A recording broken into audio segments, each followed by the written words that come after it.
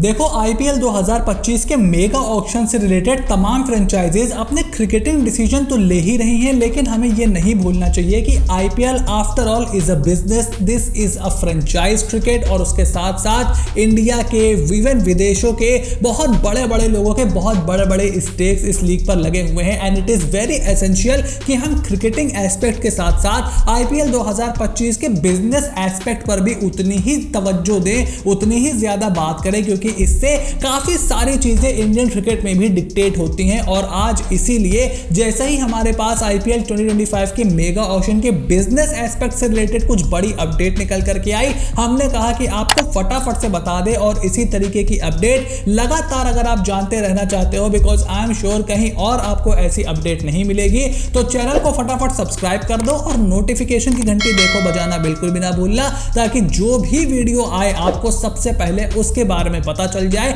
और बिना देर किए सबसे बड़ी और सबसे पहली अपडेट आपको बताते हैं कि आईपीएल 2025 के मेगा ऑक्शन में BCCI is likely to stick with 74 matches in the tournament. देखो 2023 का जो मिनी ऑक्शन था उसी टाइम पे आईपीएल के राइट्स भी निकल करके आए थे, जब जियो सिनेमा की मार्केट में एंट्री हुई थी। और उस समय यह कॉन्ट्रैक्ट निकाला गया था कि इस समय तो अभी 74 मैचेस खेले जा रहे हैं, लेकिन 2025 से 74 मैचेस को 84 कर दिया जाएगा। 25 और 26 में 84 मैचेस रहेंगे और उसके बाद 2027 में पूरे 94 मैचेस हमें खेले जाते हुए दिखाई देंगे, यानी कि completely home and away format हो जाएगा। जो 8 टीमें जब थी आईपीएल में तब हुआ करता था, लेकिन जब से 10 टीमें आई हैं तो 2 ग्रुप में बांटा जाता है and you know the rest of the drill. सारी टीमें आपस में 2-2 मैचेस नहीं खेलती हैं और जिस जगह चेन्नई सुपर किंग्स का, मुंबई इंडियंस का, आरसीबी का मैच नहीं होता है, वो थोड़े से निराश जरूर होते हैं। और इसीलिए फ्रेंचाइजीज भी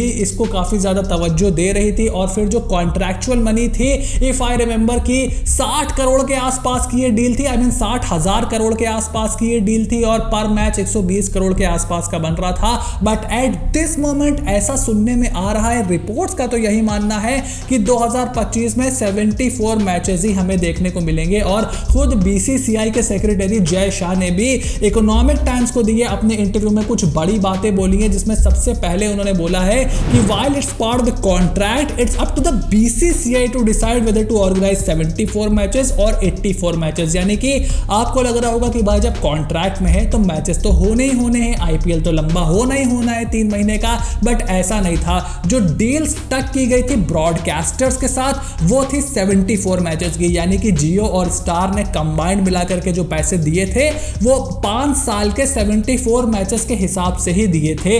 अगर आपकी मैचों में बढ़ोतरी होगी तो उसके बाद उनको एक्स्ट्रा पैसे बीसीसीआई को देने पड़ेंगे, ये कॉन्ट्रैक्ट था। तो ये बीसीसीआई का प्रेरोगेटिव है पूरी तरीके से कि वो 74 मैचेस ऑर्गेनाइज करवाना चाहते हैं या फिर जैसे तय हुआ था उस हिसाब से 84 और 94 मैचेस वो ऑर्गेनाइज करवाना चाहते हैं। ये पूरी तरीके से बीसीसीआई के हाथ में है। At this moment Jay Shah का मानना है कि यार प्लेयर्स के वर्कलोड और इंटरनेशनल कैलेंडर को देखते हुए, क्योंकि आईसीसी में भी उनका बहुत ही इंपॉर्टेंट रोल है, वो ऐसा कह रहे हैं कि थोड़ा सा मुश्किल जरूर हो सकता है 84 मैचेस ऑर्गेनाइज कराना। But at the same point of time franchisee तो भाई यही चाहेगी कि यार हमने जब इस बारे में बात करके रखी हुई है और हम चाहते हैं कि सारी टीमें हमारे शहर में भी आकर के खेले। फॉर एग्जाम्पल राजस्थान क्यों नहीं चाहेगा कि मुंबई उनके वहां भी आए, चेन्नई भी उनके वहां आए, आरसीबी भी उनके वहां आए, केकेआर भी उनके वहां आए। Same goes for Punjab, same goes for Delhi and same goes for all the other franchises. तो वो क्यों ऐसा नहीं चाहेंगे? और इसीलिए जो तीसरी अपडेट है वो ये निकल करके आई है कि ब्रॉडकास्टर जो है वो 74 मैचेस से खुश हैं, लेकिन फ्रेंचाइजी चाहती है कि 84 और आगे जाते हुए इन मैचेस को 94 भी कर दिया जाए। क्योंकि देखो जैसे कि मैंने एक्सप्लेन किया, बीसीसीआई की जो फ्रेंचाइजी के साथ डील है वो तो यही हुई थी कि हम ज्यादा से ज्यादा मैचेस आपको देंगे।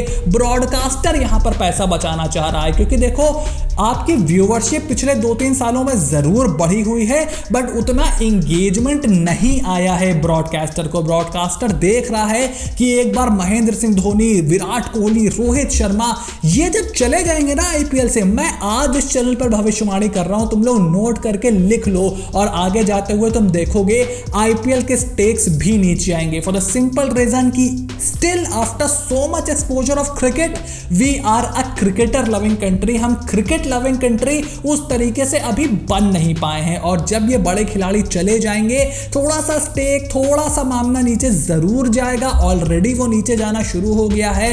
ब्रॉडकास्टर को कहना है कि व्यूअर को बहुत ज्यादा फटीक हो जाता है, 3 महीने का आईपीएल अभी बहुत लंबा हो जाएगा, इसके लिए व्यूअर तैयार नहीं है। और तुम एज अ व्यूअर मुझे कमेंट बॉक्स में बता सकते हो कि क्या तुम लंबा आईपीएल देखना प्रेफर करोगे 94 मैचेस का, या अभी जैसा चल रहा है उससे तुम संतुष्ट हो। तो हम ब्रॉडकास्टर को बता भी पाएंगे कि देखो हमारे भी भाइयों ने अपना सैंपल साइज दिया है, इतने सारे हमारे सब्सक्राइबर है, इतना बड़ा हमारा परिवार है, तो उस पर अपना कमेंट जरूर करना। बट जो फ्रेंचाइजी है वो तो यही चाहेगी, क्योंकि देखो ये भी होता है कि जो ब्रॉडकास्टर बीसीसीआई को पैसे देता है वो पैसा बीसीसीआई फ्रेंचाइजीज को भी उसका एक शेयर डिस्ट्रीब्यूट करती है। तो जब मैचेस बढ़ जाएंगे टिकटों की सेल बढ़ जाएगी, टिकटों की सेल बढ़ जाएगी, सारी टीमें आपके शहर में आएंगी, उससे आपको एक्स्ट्रा अर्निंग होंगी। और फिर जो ब्रॉडकास्टर ज्यादा मैच दिखाने का पैसा बीसीसीआई को देगा वो पैसा का कुछ शेयर फ्रेंचाइजीज को भी जाता है। तो फ्रेंचाइजीज का डबल धमाल यहां पर हो जाएगा। इसीलिए फ्रेंचाइजी बहुत ही ज्यादा इंटरेस्टेड है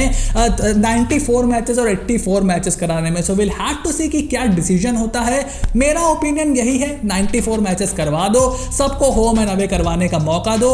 ऐसे कैसे डिसाइड करते हो कौन टीम कितनी बार आईपीएल जीती है? तू सामने वाले ग्रुप से 2 बार खेलेगा, तू अपने ग्रुप से 1 बार खेलेगा, बहुत चीचा लेजर हो जाती है। I would prefer home and away format. 10 team से ज्यादा मैं अभी प्रेफर नहीं करूंगा, 10 टीमों का आईपीएल मुझे ठीक लग रहा है। बट ब्रॉडकास्टर्स को और दोनों को यहां पर देखते हुए मेरा ओपिनियन थोड़ा सा 94 मैचेस की तरफ ही टिल्ट कर रहा है। और उसके बाद चौथी अपडेट निकल करके आई है आईपीएल 2025 के मेगा ऑक्शन से रिलेटेड, जहां पर आपको तो पता ही होगा कि फ्रेंचाइजीज के बीच बहुत ही भैया टसल चल रही है। कुछ फ्रेंचाइजीज मेगा ऑक्शन चाहती हैं, कुछ फ्रेंचाइजीज नहीं चाहती हैं। और जयशाह ने भी इकोनॉमिक टाइम्स को बोला है कि good sides want mini auction and those without a good side wanted a big auction. Final decision will be taken by the BCCI. उन्होंने साफ कर दिया।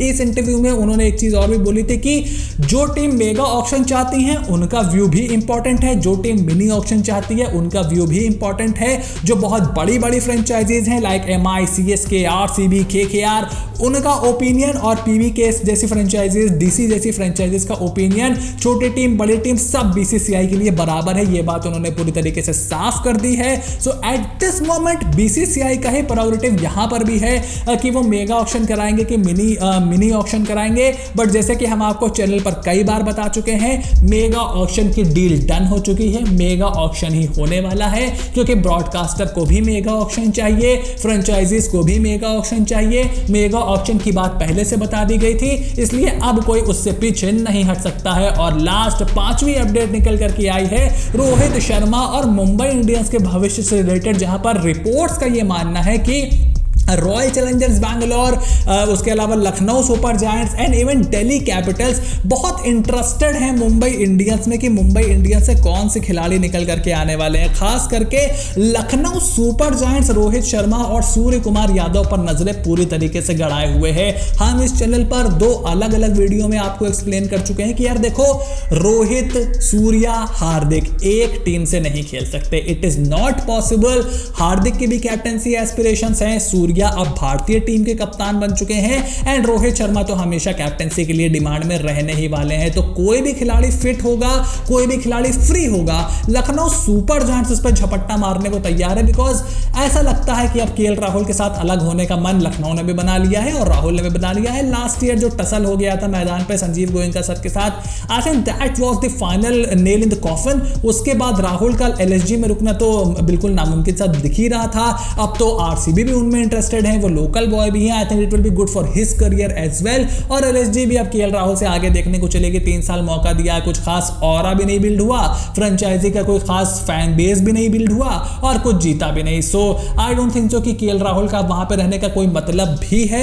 सूर्य कुमार यादव होते हैं कि रोहित शर्मा होते हैं, इवन जसप्रीत बुमराह का भी आउटसाइड चांस है। MI को क्या हार्दिक रिलीज कर देंगे तो क्या MI की तरफ, ये अभी नहीं बता सकते। बट हाँ, ये जरूर है कि जो भी बंदे MI से निकल करके ऑक्शन में आएंगे, लखनऊ सुपर जायंट्स उनमें जरूर इंटरेस्टेड होगा। तो अब इस पूरे मामले पर आपका क्या ओपिनियन है मुझे कमेंट बॉक्स में लिख करके जरूर बताओ। चैनल को सब्सक्राइब करो, नोटिफिकेशन की घंटी बजा करके रखो ताकि ऐसी कोई भी अपडेट आपसे बिल्कुल भी मिस ना हो। So stay tuned and I will see you soon in the next video.